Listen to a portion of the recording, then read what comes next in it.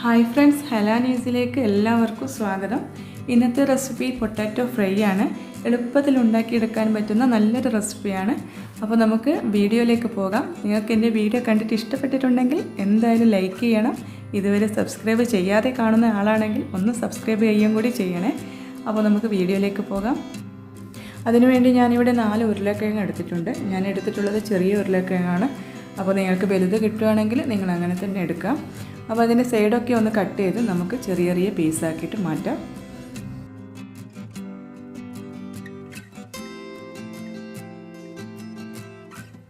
ആദ്യം തന്നെ ഇത് ഞാൻ കട്ട് ചെയ്ത് വെച്ചിട്ടുണ്ട്. നിങ്ങൾക്ക് കാണിക്കാൻ വേണ്ടിയിട്ട് ഒന്ന് ബാക്കി വെച്ചതാണ്.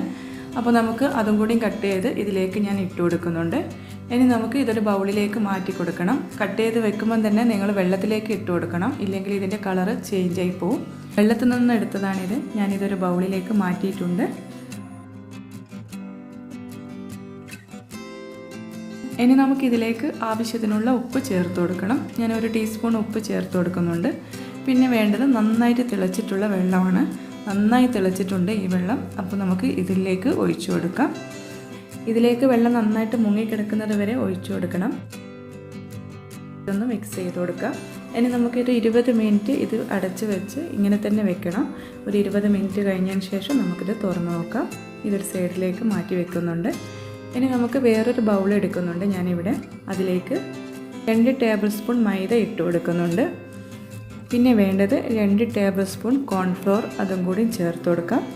അതുപോലെ തന്നെ 2 ടേബിൾ സ്പൂൺ അരിപ്പൊടിയും കൂടി ചേർത്ത് കൊടുക്കുന്നുണ്ട്.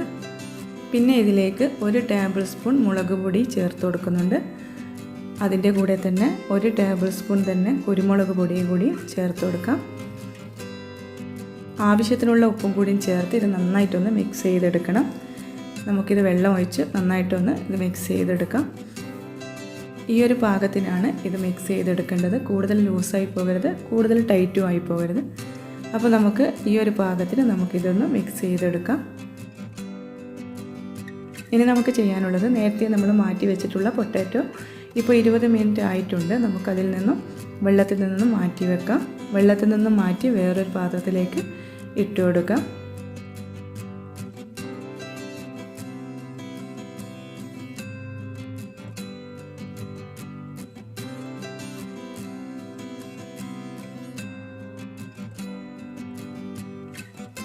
വെള്ളം ഒട്ടും ഇല്ലാത്ത രീതിയിൽ വേണം ഇത് എടുക്കാനായിട്ട്. അരിപ്പ വെച്ചിട്ട് തന്നെ ഇത് മാറ്റി കൊടുക്കുക. ഇനി നമുക്ക് നേരെ ഇത് നമ്മൾ നേരത്തെ ഉണ്ടാക്കി വെച്ചിട്ടുള്ള കൂട്ടിലേക്ക് ഇട്ട് കൊടുക്കാം. അതിലേക്ക് ഇട്ട് ഇതൊന്ന് മിക്സ് ചെയ്തെടുക്കണം. ഇത് റെസ്റ്റ് ചെയ്യാൻ വെക്കുന്നൊന്നുമില്ല, നേരെ നമ്മൾ ഫ്രൈ ചെയ്തെടുക്കുകയാണ് ചെയ്യുന്നത്.